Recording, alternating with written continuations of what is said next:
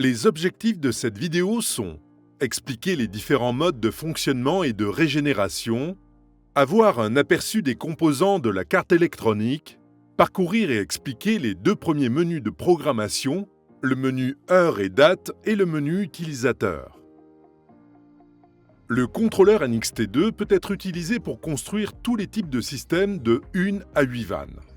Système simplex, système standard en parallèle, système parallèle avec régénération en série, duplex alternatif avec régénération immédiate ou système multiplex différé avec une vanne de réserve, un système à la demande qui sera mis en place en fonction de la demande de débit.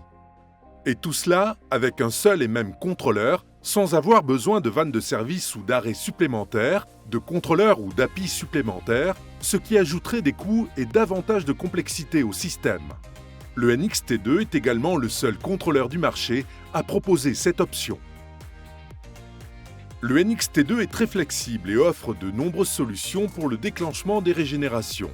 Cela peut être programmé en fonction du temps, nombre de jours écoulés depuis la dernière régénération et ou jour de la semaine, en fonction du volume traité, par un signal externe, et le tout de manière immédiate ou différée selon les exigences, les besoins et l'application.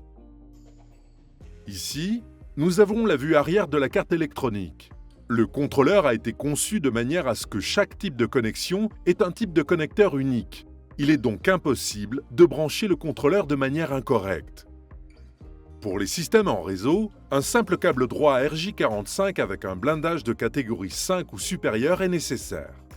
La carte peut acquérir des signaux de contact sec de régénération à distance ainsi que des signaux de verrouillage de régénération.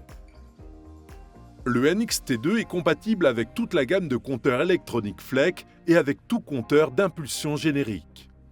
Le NXT2 offre la possibilité de transmettre des signaux, des contacts secs via deux relais entièrement programmables.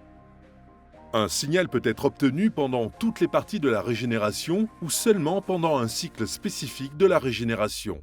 Vous pouvez avoir un signal en cas d'alarme ou générer un signal pour commander une pompe de dosage. Il y a 4 menus de programmation.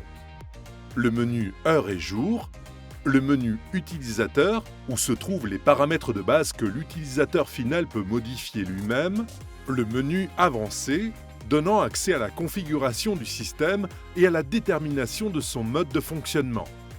Enfin, il y a un menu de diagnostic qui enregistre les erreurs et tout autre événement, panne de courant, réinitialisation du contrôleur, modification de la programmation, en indiquant la date et l'heure de l'événement. Ces informations permettent un suivi précis des opérations de l'appareil. La navigation de chaque menu se fait de gauche à droite pour passer d'un paramètre à un autre. Les valeurs sont ajustées à l'aide des flèches haut-bas et validées à l'aide de la flèche droite qui permet également de passer au paramètre suivant lors de la sauvegarde de la modification. La vitesse de manipulation du NXT2 est remarquable. Les principales combinaisons permettant d'accéder au menu sont indiquées par des icônes sur le contrôleur. Par exemple, pour régler l'heure, il suffit d'appuyer sur le bouton haut ou bas pendant 2 secondes. Le menu utilisateur est un menu de paramètres de base que l'utilisateur final peut être amené à modifier au cours de l'année. Pour y accéder, appuyez sur les flèches haut et bas et maintenez-les enfoncées lorsque le contrôleur est en service ou en veille.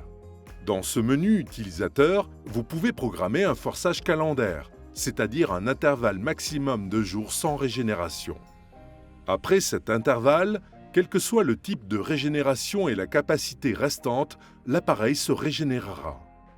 Il est également possible de modifier l'heure de régénération pour une régénération retardée ou une régénération forcée. Vous pouvez également programmer la dureté à l'entrée, éventuellement déduite de la dureté résiduelle après mélange si nécessaire, ainsi que le volume restant ou l'intervalle de jours avant la prochaine régénération.